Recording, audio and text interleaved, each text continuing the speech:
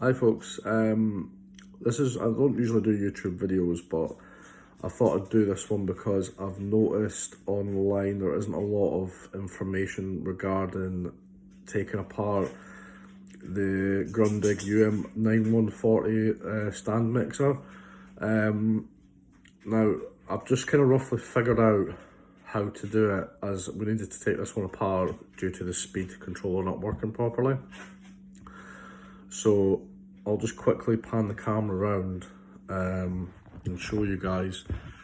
So that's the lid off the top of the mixer. Now, to take this apart, it's actually simple. I thought it was going to be quite difficult, but I'll just show you guys in a second. So you've got your control knob. You'll see this piece here that sits over the top. So you just lever that off with like a small thin blade or something just to pop it off, and then your control knob underneath that plate has two screws.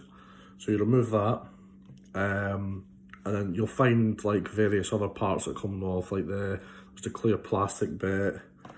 There's also like the chrome bezel plate that's got a couple of screws in it. So there's that as well.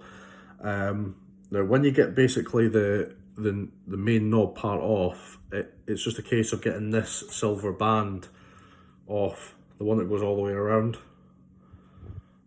the middle section. Now when you get that section off, you will come across four screws like this, countersink screws.